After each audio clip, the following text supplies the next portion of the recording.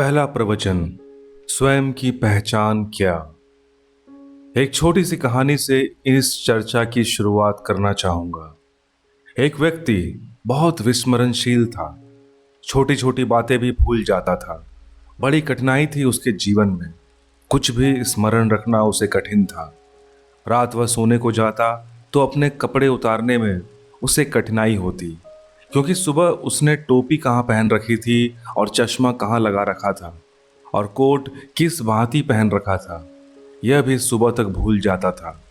तो करीब करीब कपड़े पहनकर ही सो जाता था, ताकि सुबह से स्मृति को कष्ट देने की जरूरत ना पड़े। पास में ही एक चर्च था और चर्च के पुरोहित ने जब उसके विस्मरण की यह बात सुनी तो हैरान हुआ। और एक रविवार की सुबह जब वह आदमी चर्च आया तो उसे कहा कि एक किताब पर लिख लो कि कौन सा कपड़ा कहाँ पहन रखा है, किस भांति पहन रखा था, ताकि तुम रात में कपड़े उतार सको और सुबह उस किताब के आधार पर उन्हें वापस पहन सको। उस रात उसने कपड़े उतार दिए और किसी किताब पर सब लिख लिया। सुबह उठा और सब तो ठीक था। टोपी सिर पर पहननी है यह भी लिखा था, कोट कहाँ पहनना है यह भी लिखा था, कौन सा मोजा किस पैर पहनना है यह भी लिखा था, कौन सा जूता किस पैर डालना है यह भी लिखा था। लेकिन वह यह लिखना भूल गया कि खुद कहाँ है, और तब बहुत परेशान हुआ। सब चीजें ठीक थी और सब चीजें कहाँ पहननी है यह भी ज्ञात था, लेकिन मैं कहाँ हूं यह वह रात लिखना भूल गया था। वह सुबह मुंह अंधेरे ही पादरी के घर पहुंच गया। नग्न था बिल्कुल। पादरी भी देखकर घबरा गया और पहचान न पाया। हमारी सारी पहचान तो वस्त्रों की ही है। नग्न व्यक्ति को देखकर शायद हम भी ना पहचान पाए कि वह कौन है। पादरी बहुत हैरान हुआ। उसने पूछा, आप कौन हैं और कैसे आए?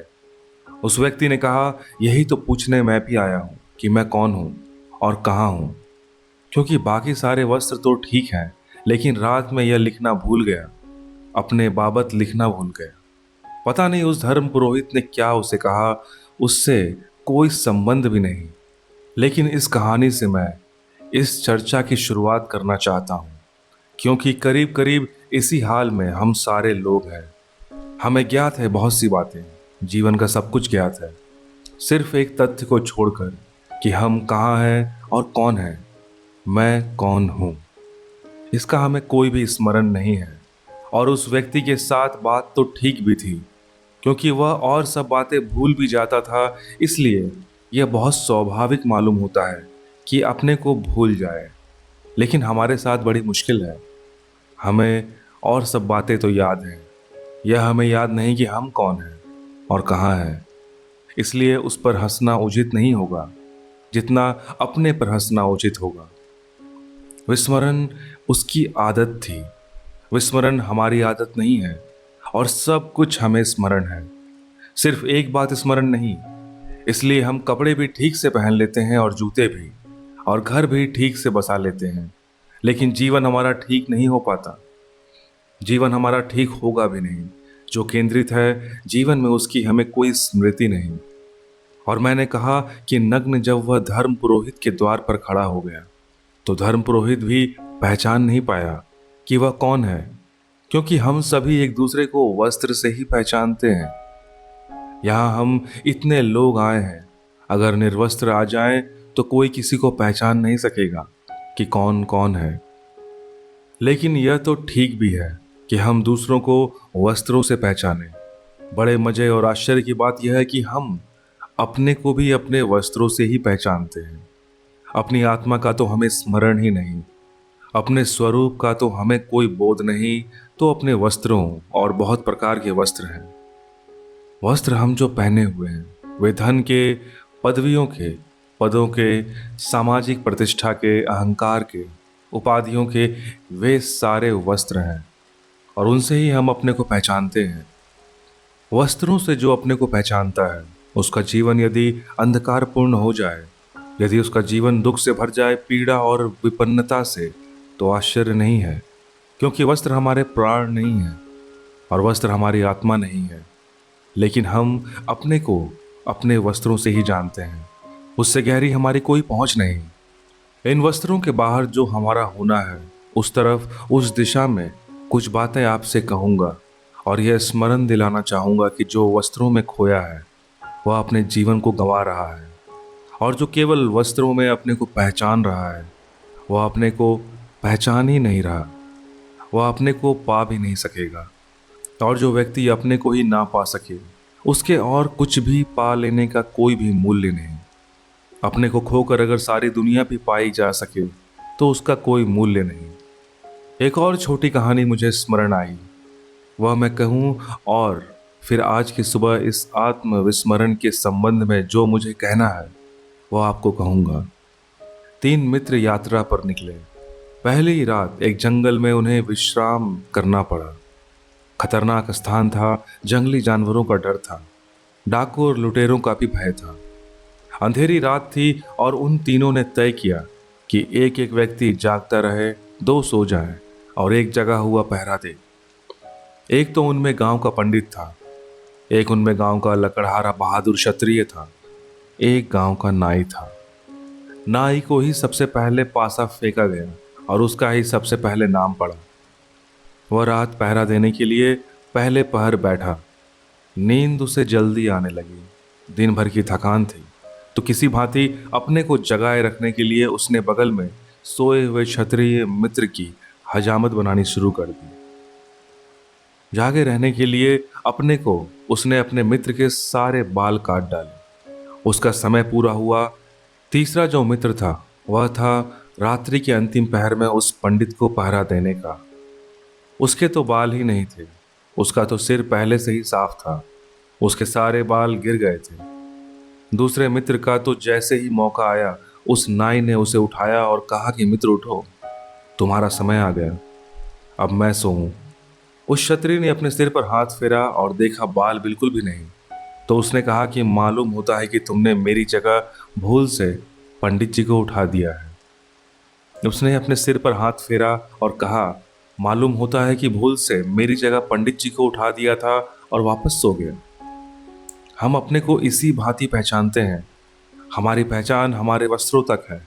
अगर बहुत गहरी जाती है तो अपने शरीर तक जाती है, पर वह भी वस्त्र से ज्यादा गहरा नहीं है।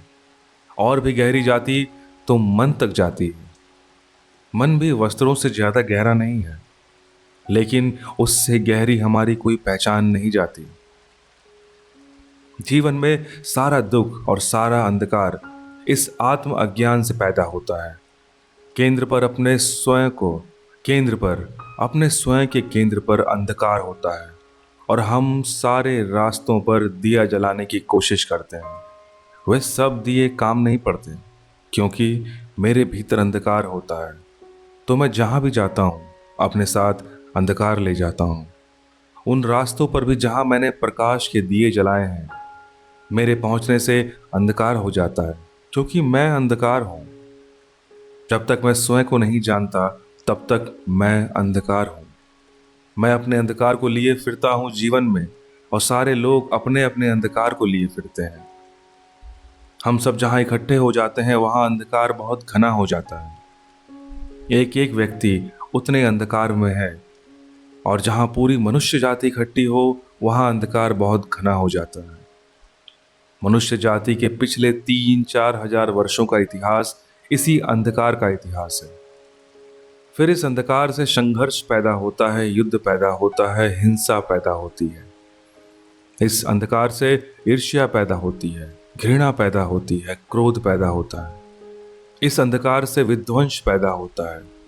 हम खुद दुखी होते हैं और औरों को दुखी करते हैं।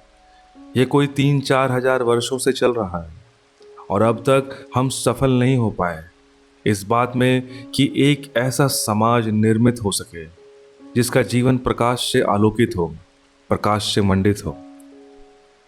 क्या आपको ज्ञात है कि 3000 वर्षों में कोई 14,600 युद्ध हुए हैं? केवल 3000 वर्षों में 14,600 युद्ध, कोई 15,000 युद्ध, प्रतिवर्ष 5 युद्ध। हम शायद लड़ते ही रहे हैं, हमने कुछ और नहीं किया। और ये तो बड़े बड़े युद्धों की बात है। रोज हम जो छोटी छोटी लड़ाइयाँ लड़ रहे हैं उनकी तो कोई गिनती नहीं है। जो हम रोज छोटी छोटी हिंसा कर रहे हैं उसका तो कोई आकलन नहीं, कोई गणना नहीं। अगर 3,000 वर्षों में 15,000 युद्ध हमने लड़ने पड़े तो क्या इससे यह सूचना नहीं मिलती कि मनुष्य जाति का मस्तिष्क किसी बहुत गहरे रोग से पीड़ित है।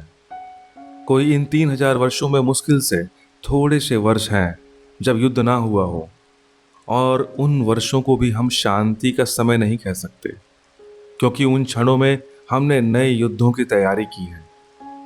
या तो हम लड़ते रहे हैं या लड़ने की तैयारियां करते रहे हैं।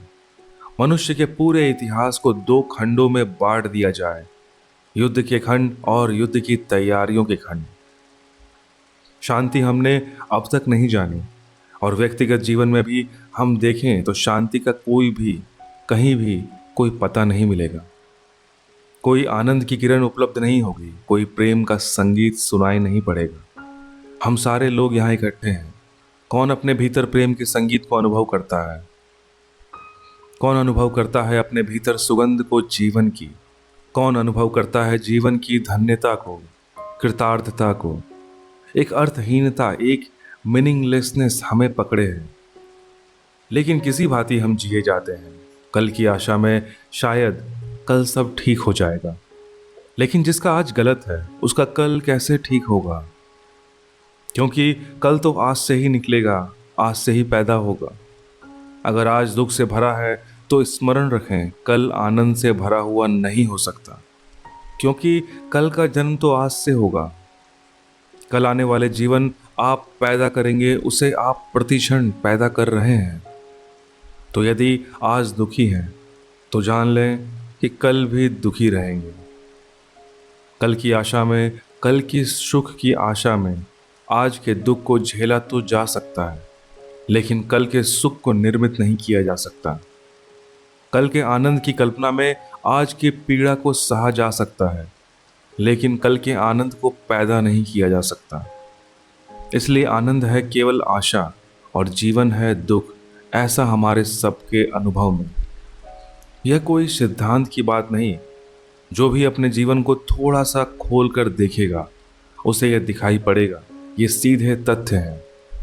जीवन के संबंध में पहला तथ्य यही है कि जिस भांति हम उसे जी रहे हैं उस भांति कहीं आनंद का फूल उसमें नहीं लगता और ना लग सकता है। इसलिए कल की आशा पर कल ठीक हो जाएगा, कल आने वाले वर्ष या आने वाली जिंदगी में, परलोक में, पुनर्जन्म में सब ठीक हो जाएगा। यह सब कल की आशा का विस्तार है। कोई सोचता हो कि इस जन्म के बाद अगले जन्म में सब ठीक हो जाएगा, वह उसी तरह की भ्रांति में है जिस तरह की भ्रांति में जो सोचता है आज दुख है, कल शांति, कल सुख हो जाएगा। कोई सोचता हो मोक्ष में सब ठीक हो जाएगा तो भ्रांति में है, क्योंकि कल मुझसे पैदा होगा। आने वाला जन्म भी, मोक्ष भी, जो भी होने वाला है वह मुझसे पैदा होगा। और अगर मेरा आज अंधकारपूर्ण है तो कल मेरा प्रकाशित नहीं हो सकता। फिर क्या हम निराश हो जाएं और कल की सारी आशा छोड़ दें? मैं आपसे कहता हूं कि निश्चिंत ही कल के प्रति कोई आशा रखने का कारण नहीं है, लेकिन इससे निराश होने का भी कोई कारण नहीं है। आज के प्रति आशा से भरा जा सकता है, आज को परिवर्तित किया जा सकता है। मैं जो हूं उसे होने में क्रांति लाई जा सकती है। मैं कल क्या होऊंगा इसके द्वारा नहीं, बल्कि जो मैं अभी हूं उसके ज्ञान, उसके बोध, उसके प्रति जागरण से, उसे जान लेने से आत्मस्मृति से क्रांति उत्पन्न हो सकती है। यदि मैं जान सकूं स्वयं को तो वह दिया उपलब्ध हो जाएगा जो मेरे जीवन से अंधकार को नष्ट कर देगा। और स्वयं को जाने बिना और न कोई दिया है और न कोई प्रकाश और न कोई आशा है। पहली बात, हम स्वयं को नहीं जानते।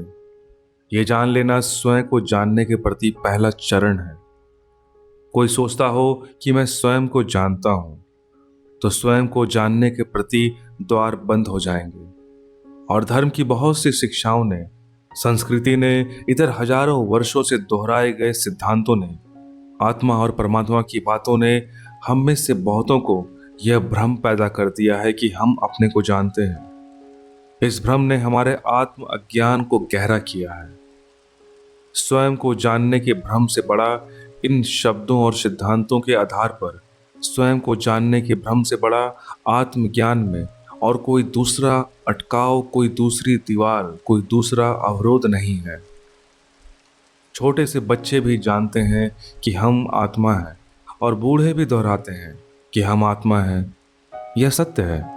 यह सत्ता का अनुभव हो तो जीवन बिल्कुल दूसरा हो जाएगा। यह सिद्धांत है। यह स्वयं की प्रतीति और साक्षात हो तो जीवन नया हो जाए और जीवन आनंद से भर जाए। लेकिन इन शब्दों को हमने सहारों की भांति पकड़ा हुआ है। अज्ञान में इन शब्दों से पैदा हुए झूठे ज्ञान को हमने बहुत तीव्रता से पकड़ा है। उसे छोड़ने में भी भय मालूम होता है। इसलिए जैसे जैसे आदमी मृत्यु के करीब पहुंचता है, वैसे वैसे इन शब्दों को और जोर से पकड़ लेता है। वैसे वैसे गीता, कुरान और बाइबल उसके मस्तिष्क पर और जोर से बैठते जाते हैं। वैसे वैसे वह मंदिरों के द्वार खटखटाने लगता है और साधु सन्यासियों के संगत में बैठने लगता है, ताकि इन शब्दों को जोर से पकड़ ले, ताकि आती हुई मौत के विरोध में कोई सुरक्षा का उपाय बना ले। इसलिए जितने लोग मृत्यु से भयभीत होते हैं, वे सभी आत्मा की अमरता में विश्वास करने लगते हैं। उनका यह विश्वास उनका ज्ञान नहीं है। कोई विश्वास कभी ज्ञान नहीं होता। सब विश्वास अज्ञान होते हैं। जीवन के प्रति जो भी हम माने हुए बैठे हैं, वह सब हमारा अज्ञान है और उस मानने के कारण ज्ञान का, जाने का सारा द्वार बंद है। स्वयं की स्मृति में, स्वयं के संबंध में प्रचलित सिद्धांत सबसे बड़ी बाधाएं हैं। सिद्धांत तो क्या बाधा है, हम उन पर विश्वास कर लेते हैं, ये बाधा है। हमारे विश्वास बाधा है। और जो व्यक्ति जितने ज्यादा विश्वासों से ग्रसित होता है, उसके जीवन में विवेक के अवतरण का, विवेक के आगमन का, विवेक के उठने का और जगने की संभावना का उतना ही उसी मात्रा में ह्रास हो जाता है। असंभव हो जाती है यह बात कि हम स्वयं को जान सकें, क्योंकि स्वयं को जानने के सिद्धांत हमें यह भ्रम पैदा कर देते हैं कि हम जानते हैं, और यह भ्रम बहुत लतों पर है। एक सन्यासी एक राजा के घर मेहमान था। उस राजा ने सुबह ही आकर उस सन्यासी को पूछा, मैं सुनता हूं कि आप परमात्मा की बातें करते हैं, क्या मुझे परमात्मा से मिला दे सकते हैं? यह बात उस राजा ने अपने जीवन में और भी न मालूम कितने सन्यासियों से पूछी थी। इस सन्यासी से भी पूछी, और जो अपेक्षा थी और जो सन्यासियों ने बात की थी, सोचा वही बात यह सन्यासी भी कहेगा। करीब करीब सन्यासी एक ही जैसे बातें दोहराते हैं। सोचा यह भी वही कहेगा। कुछ उपनिषद, कुछ वेदों की, कुछ ग्रंथों की, कुछ उद्धरण देगा, कुछ गीता की, कुछ ज्ञान की बातें समझाएगा। लेकिन उस सन्यासी ने क्या पूछा? उस सन्यासी ने कहा, आप ईश्वर से मिलना चाहते हैं तो थोड़ी देर रुक सकते हैं, या बिल्कुल अभी मिलने की इच्छा है? वह राजा थोड़ा हैरान हुआ। कोई भी हैरान होता। यह ख्याल न था कि बात इस भांति पूछी जाएगी। सोचा शायद समझने में भूल हो गई है। उसने कहा कि शायद आप समझे नहीं कि मैं परमात्मा से, ऊपर जो परमात्मा है, उससे मिलने की बात कह रहा हूं। उस सन्यासी ने कहा कि समझने में भूल का कोई कारण नहीं। मैं तो उस परमात्मा के सिवाय और किसी की बात करता ही नहीं। अभी मिलना चाहते हैं या थोड़ी देर ठहर सकते हैं? उस राजा ने कहा कि जब आप कहते ही हैं तो मैं अभी ही मिलना चाहूंगा।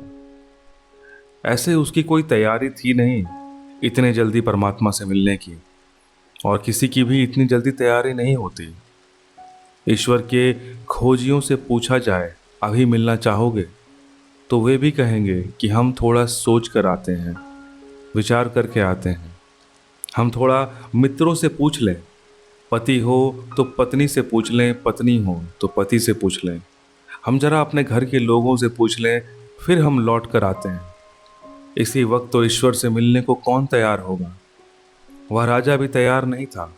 लेकिन जब बात ही मुसीबत सी आ पड़ी तो उसने कहा कि ठीक है, आप कहते हैं तो मैं अभी मिल लूँगा। सन्यासी ने कहा, लेकिन इसके पहले मैं आपको परमात्मा से मिलाऊं, यह छोटा सा कागज है। इस पर अपना परिचय लिख दें। और लिखा उसने जो उसका परिचय था। बड़े राज्य का राजा था, महल का पता, वह सब लिखा। सन्यासी ने पूछा कि क्या मैं मान लूं कि यही आपका परिचय है? क्या मैं मान लूं कि कल आप भिखारी हो जाएं और राज्य छिन जाए तो बदल जाएंगे? उस राजा ने कहा कि नहीं, राज्य छिन जाए तो भी मैं ही रहूंगा। तो सन्यासी ने कहा कि फिर राजा होना आपका परिचय नहीं हो सकता, क्योंकि राज्य छिन जाने पर तो आप रहेंगे और आप ही रहेंगे, वह भिखारी होने पर भी आप ही रहेंगे। तो फिर राजा होना आपका परिचय नहीं हो सकता। और यह जो नाम लिखा है, माँ बाप दूसरा नाम भी दे सकते थे, और आप भी चाहें तो दूसरा नाम रख लें, उससे भी बदल नहीं जाएंगे। तो उस राजा ने कहा, नाम से क्या फर्क पड़ता है, मैं तो मैं ही रहूंगा, नाम कोई भी हो। तो सन्यासी ने फिर कहा कि इसका अर्थ हुआ कि आपका कोई नाम नहीं है। नाम केवल काम चलाऊ बात है। कोई भी नाम काम दे सकता है, इसलिए नाम भी आपका परिचय नहीं है। तो फिर क्या मैं मान लूं कि आपको अपना परिचय पता नहीं? क्योंकि दो ही बातें आपने लिखी हैं, राजा होना और आपका नाम। उस राजा ने वह कागज वापस ले लिया और कहा कि मुझे क्षमा करें, अगर मेरा नाम, मेरा धन, मेरा पद और मेरी प्रतिष्ठा मेरा परिचय नहीं है, तो फिर मुझे पता नहीं कि मैं कौन हूं। उस सन्यासी ने कहा कि फिर परमात्मा से मिलना बहुत कठिन है, क्योंकि मैं किसको मिलाऊं, मैं किसकी खबर भेजूं, कौन मिलना चाहता है? जाओ और खोजो कि कौन हो, और जिस दिन खोज लोगे उस दिन मेरे पास नहीं आओगे कि परमात्मा से मिला दो, क्योंकि तुम जिस दिन स्वयं को पालोगे उस दिन उसे भी पालोगे जो सबके भीतर है। क्योंकि जो मेरे भीतर है और जो किसी और के भीतर है और जो सबके भीतर है, वो बहुत गहरे में संयुक्त है और एक है और समग्र है। लेकिन इस मैं का तो हमें कोई भी पता ही नहीं। तो या तो हम अपने नाम को, अपने घर को, अपने परिवार को समझते हैं कि मेरा होना है। अगर किसी भांति इससे हमारा छुटकारा हो जाए और यह हम जान सकें कि मेरा नाम, मेरा घर, मेरा वंश, मेरा राष्ट्र, मेरी जाति, मेरा धर्म, यह मेरा होना नहीं है, अगर किसी भांति यह बोध भी हो जाए, तो फिर हम तोतों की भांति उन शब्दों को दोहराने लगते हैं जो ग्रंथों में लिखे हैं और जो शास्त्रों में कहे हैं। तब हम दोहराने लगते हैं कि मैं आत्मा हूं, मैं परमात्मा हूं, अहम ब्रह्मास्मि, और न और मालूम क्या क्या हम दोहराने लगते हैं। मैं आपसे कहूं कि जिस भांति नाम आपको सिखाया गया है, उसी भांति ये बातें भी आपको सिखाई गई हैं। इनमें भेद नहीं है। जिस भांति यह कहा गया है कि आपका यह नाम है और आपने पकड़ लिया, उसी भांति यह भी कहा गया है कि आपके भीतर परमात्मा है और आपने यह भी पकड़ लिया। इन दोनों बातों में कोई फर्क नहीं है। जब तक हम बाहर से आए हुए शब्दों को पकड़ते हैं, तब तक हम स्वयं से परिचित नहीं हो सकेंगे। वह शब्द चाहे पिता ने दिए हों, चाहे समाज ने, चाहे ऋषियों ने, मुनियों ने, साधुओं ने, संतों ने, किन्हीं ने भी वे शब्द दिए हों, जब तक बाहर से आया हुआ परिचय को हम पकड़े रहेंगे, तब तक उस परिचय का जन्म नहीं हो सकेगा जो हमारा परिचय है। तब तक हम उसे नहीं जान सकेंगे, तब तक उसे जानने का कोई मार्ग नहीं है। तो या तो हम जिसे सांसारिक कहते हैं उस तरह के परिचय को पकड़ लेते हैं, या जिसे आध्यात्मिक कहते हैं उस तरह के परिचय को पकड़ लेते हैं। लेकिन दोनों परिचय पकड़े गए होते हैं। दोनों परिचय बाहर से मिलते हैं। जो परिचय बाहर से मिलता है वह आत्म परिचय नहीं है। इसलिए यह बात जितनी झूठी है कि मेरा नाम मैं हूं, उतनी ही यह बात झूठी होगी अगर मैं बाहर से सीखूं कि मैं आत्मा हूं, परमात्मा हूं, मैं अविनाशी हूं, मैं कुछ हूं, मैं कुछ हूं। ये सारी बातें मैं बाहर से सीखूं तो ये बातें उतनी ही झूठी होंगी। पहली बात झूठी है, यह तो हमें समझ में आ जाती है क्योंकि ये बात हजारों वर्षों से दोहराई गई है। लेकिन दूसरी बात भी झूठी है, इसे समझने में थोड़ी कठिनाई होती है, क्योंकि तब हम एक अटल अंधकार में छूट जाते हैं और अज्ञान में छूट जाते हैं। क्योंकि अगर सांसारिक परिचय भी हमारा परिचय नहीं है, और तथाकथित आध्यात्मिक परिचय भी हमारा परिचय नहीं है, तो फिर हमारा परिचय क्या है? तब हम एक अज्ञान में और अंधकार में छूट जाते हैं, और अज्ञान से भय मालूम होता है, अज्ञान से डर मालूम होता है। मैं अपने को ही नहीं जानता हूँ, इस बात के बोध से भयभीत होता है चित्त। इसलिए हम कोई ना कोई परिचय तो मान लेना चाहते हैं। गृहस्थ का एक परिचय है और सन्यासी का एक परिचय। ये दोनों परिचय झूठे हैं। इनमें से किसी एक को हम पकड़कर तृप्त कर लेना चाहते हैं। तो गृहस्थी से कोई छूटता है तो सन्यासी हो जाता है और सन्यास में पकड़ जाता है। और एक तरह से वस्त्रों से छूटता है तो दूसरे तरह के वस्त्रों को स्वीकार कर लेता है। और एक तरह के नाम से छूटता है तो दूसरा नाम ग्रहण कर लेता है। सन्यासी का नाम बदल देते हैं हम, दूसरा नाम दे देते हैं उसे। कपड़े बदल देते हैं, दूसरे वस्त्र दे देते हैं उसे। उसका ढंग बदल देते हैं, दूसरा ढंग दे देते हैं उसे। लेकिन उस रिक्त स्थान में छूटने को कोई राजी नहीं है, जहाँ हमारा कोई परिचय नहीं, और न सांसारिक न आध्यात्मिक। उस खाली जगह में खड़े होने को कोई राजी नहीं है। जो उस खाली जगह में खड़े होने को राजी हो जाता है, वही केवल स्वयं को जान पाता है। जो अपने सब परिचय छोड़ देता है और अपरिचय में खड़ा हो जाता है, जो अपने संबंध में सारे ज्ञान छोड़ देता है और अज्ञान में खड़ा हो जाता है, उसी अज्ञान में, उसी नॉट नॉइज में, उसी न जानने में, जब मुझे कुछ भी नहीं पता अपने बारे में, और जो भी पता है उसे मैं छोड़ देता हूँ, उसी स्थिति में, उसी क्रांति के क्षण में वह परिवर्तन घटित होता है, जहाँ स्वयं के बोध का जन्म होता है। जब तक मैं किसी भी परिचय को पकड़ता हूँ, तब तक उस बोध के पैदा होने की भूमिका खड़ी नहीं होती। जब तक मैं कोई भी सहारा पकड़ता हूँ, तब तक उसके गिरने का कोई कारण पैदा नहीं होता, जो मेरे भीतर सोया है। जब मैं सब सहारा छोड़ देता हूँ, एक छोटी सी घटना मुझे स्मरण आती है, बिल्कुल काल्पनिक होगी। मैंने सुना है कृष्ण एक दिन भोजन करते थे और बीच भोजन में उठे और द्वार की तरफ भागे। जो उन्हें भोजन कराते थे उन्होंने कहा, क्या करते हैं, कहाँ भागते हैं बीच भोजन में उठकर? उन्होंने कहा, मेरा एक भक्त बहुत कष्ट में पड़ा हुआ है, दुष्ट उसे सता रहा है, उसे पत्थर मार रहा है। ये कहते हुए भागे, द्वार के बाहर भी निकल गए, लेकिन द्वार से फिर वापस लौट आए, भोजन करने बैठ गए। तो जिन्होंने पहला प्रश्न पूछा था, उन्होंने पूछा, आप लौट आए बीच से? उन्होंने कहा, उस भक्त ने खुद भी पत्थर अपने हाथ में उठा लिया है। अब मेरे जाने की वहाँ कोई ज़रूरत नहीं है।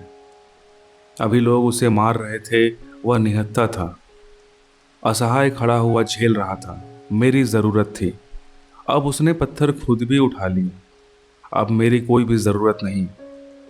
कहानी तो काल्पनिक ही होगी, लेकिन मनुष्य के जीवन में जो भी सोया है, चाहे उसे कोई नाम दें, सत्य कहें, आत्मा कहें, परमात्मा या कोई और नाम दें, कृष्ण कहें, क्राइस्ट कहें या कुछ और कहें, जो भी भीतर सोया है, जब तक आप बेसहारा नहीं हो जाएंगे, तब तक उसके उठने और जगने का कोई कारण नहीं है। जब तक आप कुछ पकड़ लेंगे, तब तक वह सोया रहेगा। और जब आपकी कोई पकड़ नहीं होगी और हाथ खाली हो जाएंगे और आप बेसहारा खड़े हो जाएंगे, तब आपकी कोई सुरक्षा नहीं रह जाएगी, कोई सहारा नहीं रह जाएगा, कोई परिचय, कोई ज्ञान, और आप निपट अज्ञान में और बेसहारा खड़े होने का साहस करेंगे। उसी क्षण केवल वह जागता है जो हमारे भीतर सोया है। उसी क्षण वहाँ स्फुरना होती है। उसी क्षण वहाँ कोई बीज टूटता है और अंकुरण होता है। उसी क्षण वहाँ कोई अंधकार टूटता है, कोई ज्योति जगती है। उसके पहले नहीं, उसके पहले असंभव है। उसके पहले बिल्कुल असंभव है, क्योंकि उसके पहले हम कोई ना कोई पूरक, कोई ना कोई सब्स्टिट्यूट खोज लेते हैं। हम खोज लेते हैं उसे जो सोया है, उससे जागने का कोई कारण नहीं रह जाता। हम पत्थर उठा लेते हैं, फिर कठिनाई हो जाएगी, और हम कोई ना कोई परिचय पकड़ लेते हैं, कोई ना कोई वस्त्र पकड़ लेते हैं, कोई ना कोई रूप, कोई ना कोई आकृति, कोई ना कोई नाम, कोई ना कोई शब्द, कोई ना कोई सिद्धांत पकड़ लेते हैं। अज्ञान ढक जाता है और ज्ञान के जन्म का कोई कारण नहीं रह जाता। ज्ञान के आगमन के लिए पहला द्वार स्वयं के भीतर अपने समग्र अज्ञान की स्वीकृति है। तो आज की सुबह मैं आपको कहना चाहूँगा, ज्ञानी न बने, अपने अज्ञानी होने को जाने। ज्ञानी बनना बहुत आसान है, अपने अज्ञान को जानना और स्वीकार कर लेना बहुत दुस्साहस की बात है। क्योंकि ज्ञानी बनने में अहंकार का सहज तृप्ति होती है और अज्ञान को स्वीकार करने में अहंकार एकदम टूटकर दो टुकड़े हो जाते हैं। उसके खड़े होने की कोई जगह नहीं रह जाती। ज्ञानी होने में अहंकार की खूब तृप्ति है। जो पंडित जितना अहंकारी हो जाता है उतना तो जगत में कोई अहंकारी नहीं होता। उपदेशक जितने अहंकार से भर जाते हैं उतना तो कोई अहंकारी नहीं होता। जितना ये ज्ञान की बातें करने वाले लोग अहंकार से पीड़ित हो जाते हैं उतना तो कोई और अहंकारी नहीं होता। यह जितना ज़्यादा हमें यह ख्याल पैदा होता है कि कुछ शब्दों को इकट्ठा करके, कुछ विचारों को इकट्ठा करके हमने जान लिया, मैं जान गया हूँ। जानते तो हम कुछ भी नहीं। हमारा मैं ज़रूर मजबूत होता है और भर जाता है, और फिर जिस चीज़ से भरने लगता है उसको हम इकट्ठा करने लगते हैं। कोई धन इकट्ठा करने लगता है क्योंकि धन के इकट्ठा करने से अहंकार बढ़ता हुआ मालूम पड़ता है। कोई बड़े महल बनाने लगता है, ताजमहल बनाने लगता है। कोई कुछ और करने लगता है क्योंकि उससे अहंकार बढ़ता है। कोई त्याग करने लगता है क्योंकि उससे अहंकार बढ़ता है। और हमारा अहंकार बड़ा सूक्ष्म है, वह निरंतर अपने को भरने की कोशिश करता है। अगर त्याग को प्रशंसा मिलती हो, आदर मिलता हो, तो हम त्याग कर सकते हैं, उपवास कर सकते हैं, धूप में खड़े हो सकते हैं, सिर के बल खड़े हो सकते हैं, शरीर को सुखा सकते हैं। अगर चारों तरफ जय जयकार होता हो तो हम मरने को राजी हो सकते हैं। नहीं तो कोई शहीद मरने को राजी होता, कोई मरने को राजी होता। लेकिन अहंकार को अगर तृप्ति मिलती हो तो हम सूली पर भी लटकते वक्त मुस्कुरा सकते हैं और प्रसन्न हो सकते हैं। एक फकीर था, नसरुद्दीन। फकीर हुआ, उसके पहले एक राजा के घर वजीर था। राजा और नसरुद्दीन एक दफ़ा शिकार करने गए एक जंगल में। रास्ता भटक गए और एक छोटे से गांव में सुबह सुबह रास्ता खोजते हुए पहुंचे। भूख लगने लगी थी। एक घर में गए, उन्होंने नाश्ते के लिए प्रार्थना की। उस गरीब आदमी के पास 2-4 अंडे थे। उसने कुछ बनाया अंडों से और उन्हें भेंट किया। चलते वक्त राजा ने कहा, कितना पैसा हुआ? उस देश की मुद्रा में उस गरीब ने कहा, 50 रुपया। राजा बहुत हैरान हुआ। 2-4 अंडों की कीमत तो 2-4 पैसे भी नहीं है, 50 रुपया। उसने वजीर नसरुद्दीन से पूछा, क्या बात है? Are eggs so rare in this part of the country? क्या इस हिस्से में अंडे इतने कम मिलते हैं? उस नसरुद्दीन ने कहा कि नहीं, eggs are not rare but kings are. अंडे नहीं, अंडे तो बहुत मिल जाते हैं। अंडे कम नहीं मिलते, लेकिन इस हिस्से में राजा बहुत मुश्किल से मिलते हैं। वह राजा 50 रुपये देने की कल्पना भी नहीं करता था, लेकिन जैसे ही उसे पता चला राजा बहुत मुश्किल से मिलते हैं, उसने 50 रुपये दिया और 50 रुपये इनाम दिए नसरुद्दीन को कि तुमने बहुत अद्भुत बात कही। 50 रुपये अंडे के भी चुकाए और 50 रुपये इनाम के भी। क्यों? बड़ी तृप्ति हुई। राजा बहुत मुश्किल से मिलते हैं। यह जो हमारी अस्मिता है, रोज रोज इस बात की तृप्ति खोजती रहती है। जिस चीज़ से आप न्यून होते जाते हैं वही चीज़ आपके अहंकार की तृप्ति करने लगती है। एक नगर में एक महल ऊपर उठने लगता है। जब तक दूसरे मकानों के बराबर होता है तब तक कोई तृप्ति नहीं होती। जब दूसरे मकानों से ऊपर उठने लगता है तब तृप्ति होनी शुरू हो जाती है। और जितना ऊपर उठने लगता है, जिस दिन अकेला रह जाता है, उस गांव में एक ही रह जाता है, ऊंचा मकान, उस दिन खूब तृप्ति होने लगती है। जो अहंकार मांगता है न्यूनता, कोई त्याग करने लगता है, कोई धन इकट्ठा करने लगता है, कोई विचार का संग्रह करने लगता है, कोई ज्ञानी बनने लगता है। और जिस दिन वह ज्ञानी बन जाता है और अकेला, और धीरे धीरे लगता है कि वह अकेला ही रह गया मालिक उस ज्ञान का और कोई भी मालिक नहीं है, उस दिन बड़ी गहन तृप्ति होने लगती है। लेकिन अहंकार जितना जितना पुष्ट होता जाता है, स्वयं को जानना उतना ही असंभव होता जाता है। लेकिन जितनी अस्मिता गहरी हो जाती है, यह जो ईगो है, यह जो मैं हूँ, यह जितना सख्त और ठोस होता जाता है, उतना ही उसे जानना मुश्किल हो जाता है। जो मैं हूँ, जो मेरा वास्तविक होना है। क्यों? क्योंकि अस्मिता मेरे द्वारा निर्मित है, अहंकार मेरा निर्माण है, और मैं मेरा निर्माण नहीं हूँ। मेरा होना, मेरी आत्मा, मेरी वास्तविकता मेरा निर्माण नहीं है। अस्मिता, अहंकार मेरा निर्माण है, मेरा क्रिएशन है। एक ने बड़े मकान को बनाकर अपने अहंकार को निर्मित किया है। एक ने धन इकट्ठा करके, एक ने राष्ट्रपति तक की यात्रा पूरी करके अपने अहंकार को इकट्ठा किया है। एक ने ज्ञान को इकट्ठा करके अपने अहंकार को इकट्ठा किया है। यह हमारा निर्माण है, यह हमारा बनाया है, और मैं मेरा निर्माण नहीं हूँ। तो वह जो मेरे भीतर अनिर्मित है, असृष्ट है, जो मेरे भीतर, मेरे जानने, मेरे होने के पहले है, मेरे करने के पहले है, मेरे जन्म के पहले है, जो मेरे भीतर है, उसे जानने के लिए जिस अहंकार को मैंने निर्मित किया है, वह बाधा बन जाएगा। इसलिए न तो त्यागी जानता है, न ज्ञानी, और न धनी, और न पदलोलुप, और न महत्वाकांक्षी। कौन जानता है?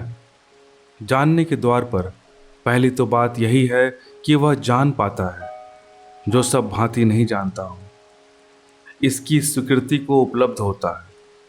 इस स्वीकृति को जानते ही, पहचानते ही कि मैं नहीं जानता हूँ, और कोई पकड़ने का ख्याल नहीं रह जाता। मैं खाली हाथ खड़ा रह जाता हूँ, खाली हाथ खड़ा रह जाता हूँ, खाली मन। मैं आपसे पूछूं कि आपका नाम क्या है, आप बहुत जल्दी उत्तर दे देते हैं कि मेरा नाम राम है, विष्णु है, या कुछ और। क्यों?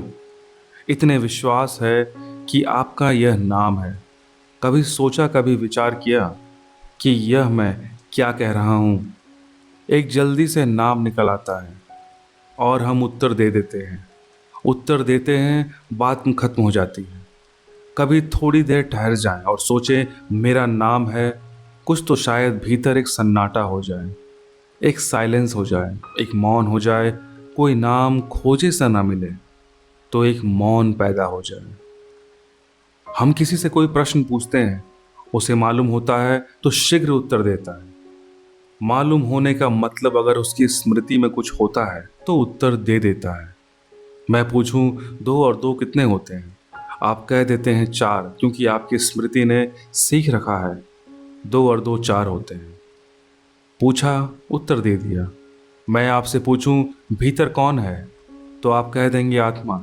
यह भी स्मृति ने सीख रखा है, 2 और 2 4 वाला उत्तर है, दे दिया। लेकिन स्मृति ज्ञान नहीं है।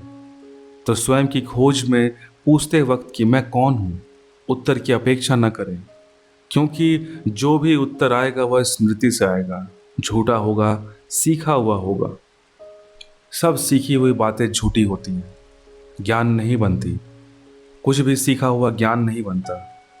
जीवन में जो क्षुद्र है वह सीखा जा सकता है, क्योंकि वह बाहर है। जीवन में जो विराट है वह सीखा नहीं जा सकता, क्योंकि वह भीतर है। जो भीतर है उसे बाहर से नहीं सीखा जा सकता। उसे जाना जा सकता है, उसे उधाड़ा जा सकता है, उसे डिस्कवर किया जा सकता है, उसे पहचाना जा सकता है, लेकिन सीखा नहीं जा सकता। उसे जाना जा सकता है, लेकिन याद नहीं किया जा सकता। तो जब भी प्रश्न पूछे कि मैं कौन हूं। और वह मनुष्य कभी धार्मिक ना हो पाएगा जिसने अपने से यह ना पूछा हो कि मैं कौन हूं। और वह मनुष्य कभी सत्य को ना जान पाएगा और न कभी आनंद की उपलब्धि कर पाएगा जिसने अपने प्राणों की सारी गहराई में ना पूछा हो कि मैं कौन हूं। और अगर कोई भी उत्तर आता हो तो उत्तर को इनकार कर दें, क्योंकि उत्तर सीखा हुआ होता है, स्मृति से आया हुआ होगा। और स्मृति तो केवल वही जानती है जो सीख लिया गया है। स्मृति उसे नहीं जानती जिसे हम नहीं जानते, जो अज्ञात है, अननोन है, जो अभी अपरिचित है, उसे स्मृति नहीं जानती। स्मृति तो जो सीख लिया गया है उसका संग्रह है। स्मृति के उत्तर को इनकार करे। स्मृति कहे विष्णु हो तो उसे जाने दे, उसे पकड़े ना। स्मृति कहे कि आत्मा हो तो उसे जाने दे, पकड़े ना। स्मृति कहे कि परमात्मा हो, स्मृति कहे कुछ भी नहीं, केवल पदार्थ हो। अगर नास्तिक घर में पले तो स्मृति कहेगी कि कुछ भी नहीं, केवल शरीर हो। अगर धार्मिक घर में पले तो स्मृति कहेगी आत्मा हो, अजर अमर आत्मा हो। ये दोनों शिक्षाएं हैं, इनको छोड़ दो। नास्तिक को आस्तिक को जाने दो, ग्रंथों से आए हुए उत्तर को जाने दो। फिर क्या होगा? जब कोई उत्तर ना आएगा तो क्या होगा? जब किसी उत्तर की स्वीकृति ना होगी तो क्या होगा? भीतर एक सन्नाटा हो जाएगा, एक मौन खड़ा हो जाएगा, एक साइलेंस पैदा हो जाएगा। और उसी मौन से, उसी सन्नाटे से, उसी शून्य से उस चीज का अनुभव आना शुरू होगा जो स्वयं का होना है। पूछें मैं कौन हूँ, और कृपा करके किसी उत्तर को ना पकड़ें। पूछें मैं कौन हूँ और प्रश्न ही रह जाने दें, उत्तर नहीं। और प्रश्न को ही गूंजने दें, और प्रश्न को ही प्राणों में छाने दें, और प्रश्न को ही उतरने दें गहरा। और कोई उत्तर ना पकड़ें, क्योंकि सभी उत्तर सीखे हुए होंगे। कोई उत्तर हिंदू का, मुसलमान का, जैन का ना पकड़ें, सब उत्तर सीखे हुए होंगे। प्रश्न रह जाए मैं कौन हूँ, तीर की भांति प्राणों को छेदता हुआ। सिर्फ प्रश्न रह जाए मैं कौन हूँ, और कोई उत्तर ना हो, तो आप हैरान होंगे कि उसी अंतराल में, उसी खाली जगह में, उसी मौन में वह किरण उतरनी शुरू होगी, स्वयं की। स्वयं को जानने का पहला साक्षात, स्वयं के अनुभव का पहला बोध, पहला प्रकाश उतरना होगा शुरू। तो आज की सुबह निवेदन करना चाहता हूँ कि पूछें अपने से कि मैं कौन हूँ, और किसी उत्तर को स्वीकार न करें जो बाहर से आया हुआ हो। किसी उत्तर को स्वीकार न करें, चाहे वह किसी भगवान के अवतार का उत्तर हो, चाहे किसी तीर्थकार का हो, चाहे किसी ईश्वर पुत्र का, चाहे किसी पैगंबर का, चाहे किसी बुद्ध पुरुष का, किसी का भी उत्तर हो, उसे स्वीकार न करें। परमात्मा की खोज के मार्ग पर, सत्य की खोज के मार्ग पर जो भी बीच में आ जाए उसे विदा कर दें। उससे कहो कि हट जाओ, चाहे वह तीर्थकार हो, चाहे वह ईश्वर पुत्र हो, चाहे भगवान स्वयं हो।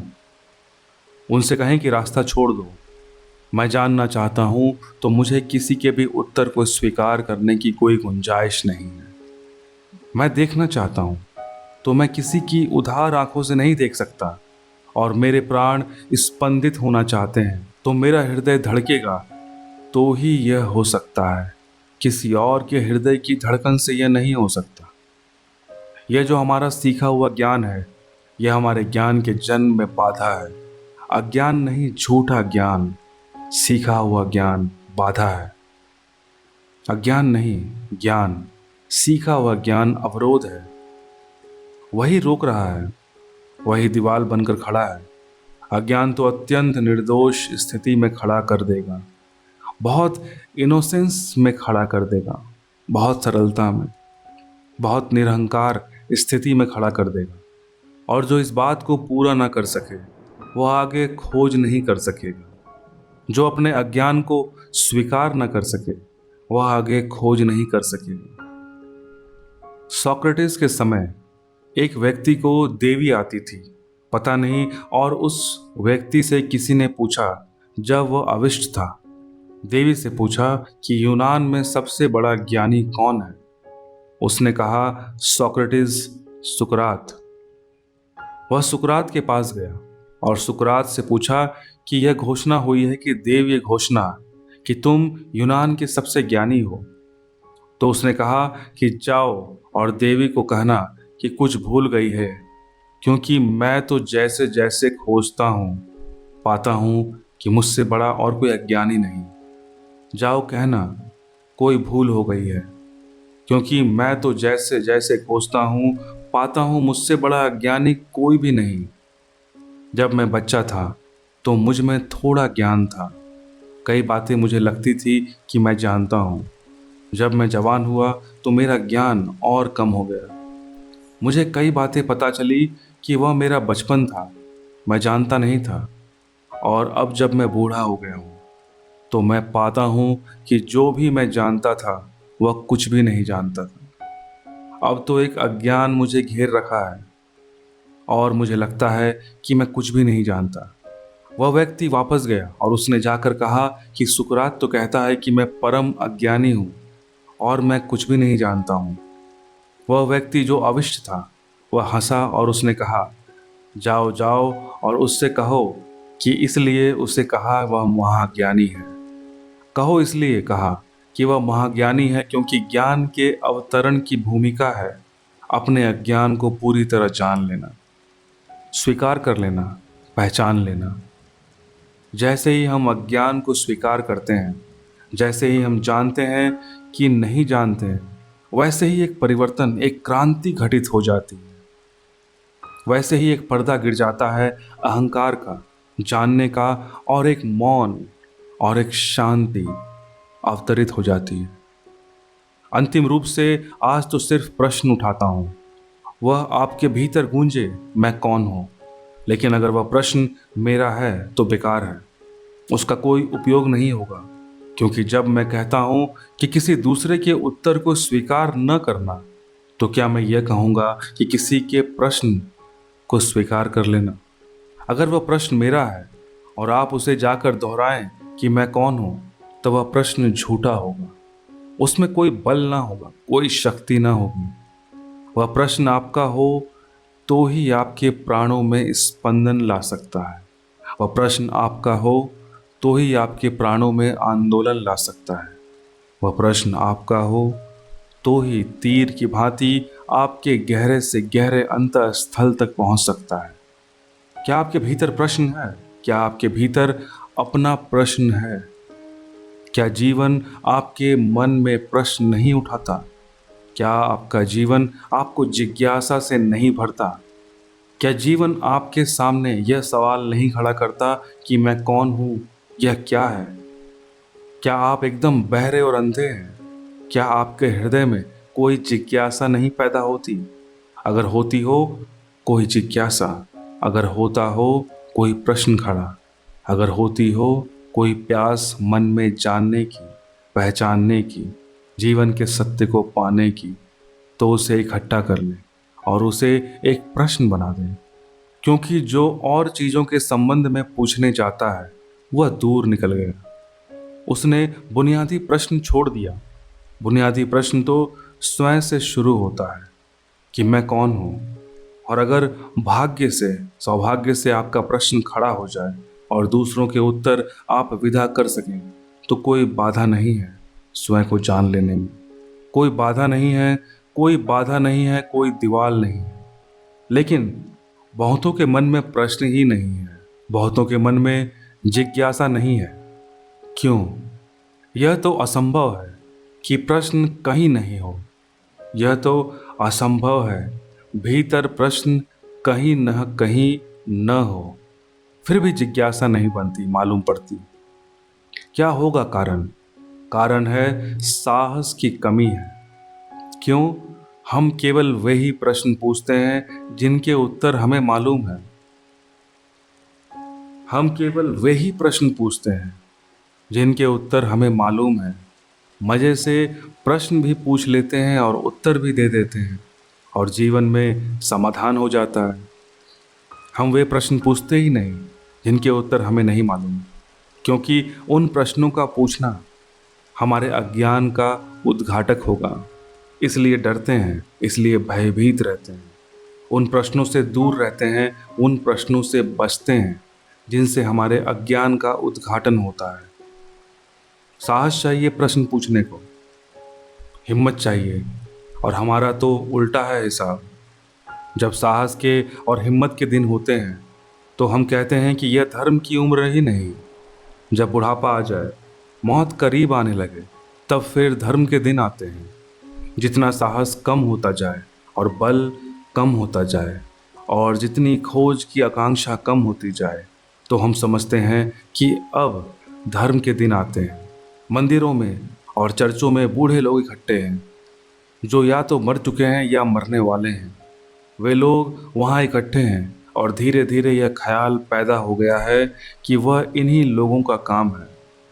मैं आपसे निवेदन करता हूँ कि बूढ़ा मन तो कभी भी धर्म के सत्य को जान ही नहीं सकता। बूढ़ा आदमी नहीं कह रहा हूँ, बूढ़ा मन तो कभी जान ही नहीं सकता। चाहिए युवा मन, चाहिए यंग माइंड, चाहिए बल से भरा हुआ मन, साहस से दूर की यात्रा करने का, अज्ञात की यात्रा करने का साहस हो तो प्रश्न खड़े हो जाएंगे। और तब वे ही प्रश्न खड़े होंगे जिनके उत्तर नहीं मालूम। और जिस प्रश्नों के उत्तर नहीं मालूम, अगर वे खड़े हो जाएं तो जीवन में एक नए प्रभात की शुरुआत होती है, एक नया मंगल आरंभ होता है। उसकी तरफ आंखें उठनी शुरू होती हैं जो सत्य है, सुंदर है, शिव है। उसकी तरफ जो परमात्मा है, उसकी तरफ जो हमारे वास्तविक होना है। और उसे जानकर जीवन का सारा दुख वैसे ही विसर्जित हो जाता है जैसे किसी अंधकारपूर्ण गृह में कोई दिया जला दे और सारा अंधकार विलीन हो जाए। कैसे यह दिया जल सकता है, उसकी चर्चा आने वाली चर्चाओं में मैं करूँगा। जो प्रश्न आपके हों और प्रश्न होने चाहिए, उसको संध्या उत्तर दूंगा आने वाले 2 दिनों में। लेकिन तभी आए जब आपको यह ख्याल स्पष्ट होने लगे कि आपका कोई प्रश्न भीतर जग रहा है।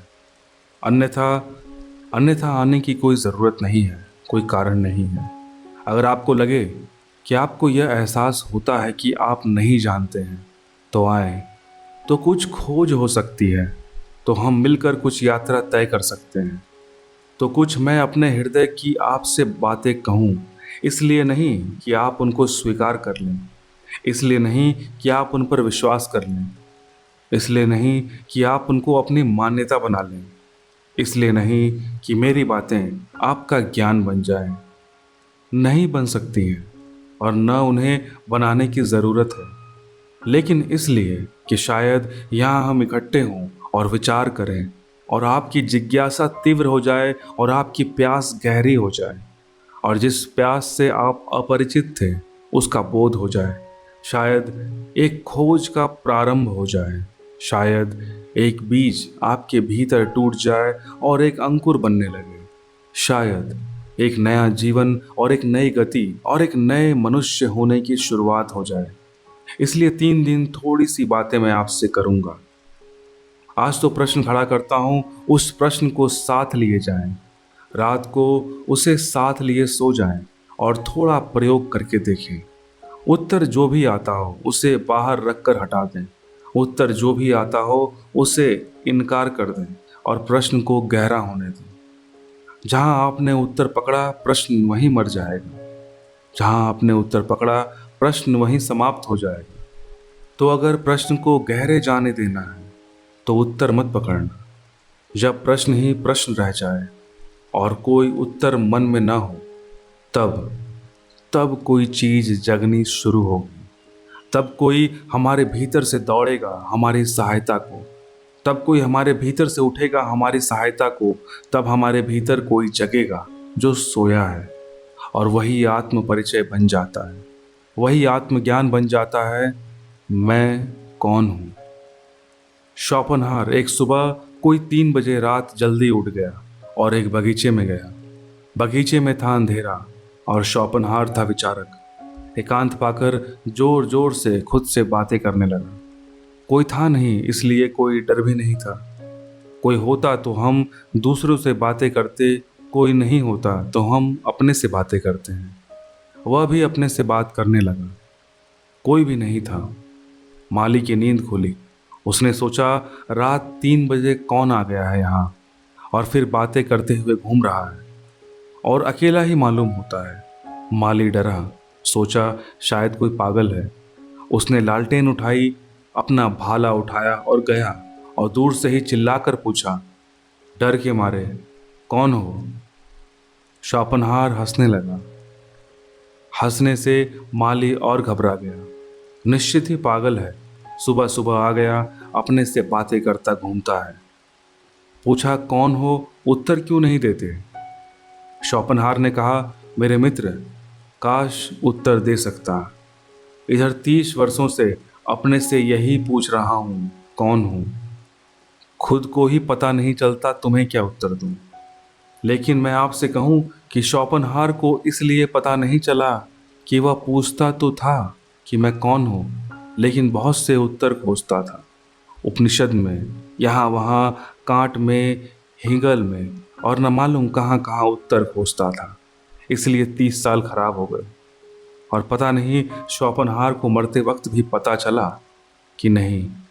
मैं नहीं समझता कि पता चला होगा, क्योंकि तब भी वह उत्तर खोज रहा था। उत्तर खोज रहा है, भीतर प्रश्न है, उत्तर बाहर खोजे जा रहा है। उत्तर नहीं मिलेगा।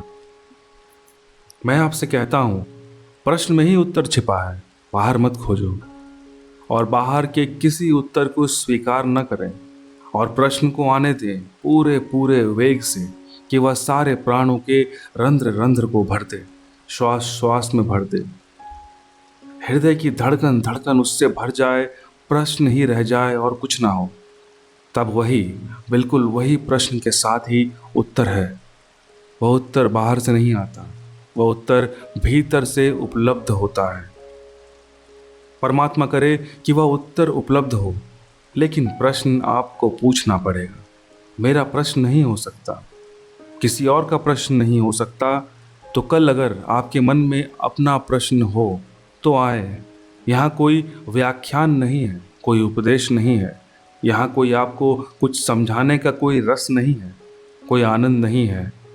वह प्रश्न उठता हो तो आए, तो फिर कुछ बात हो सकेगी।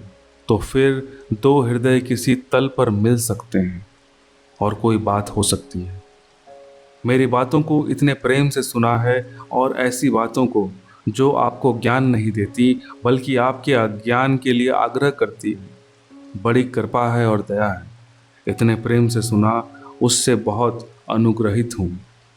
परमात्मा करे आज जो अज्ञान है वह कल ज्ञान बन जाए, आज जो अंधकार है वह कल प्रकाश बन जाए। इस कामना के साथ आज की बात पूरी करता हूँ। सबके भीतर बैठे परमात्मा को मेरा प्रणाम स्वीकार करें। धन्यवाद।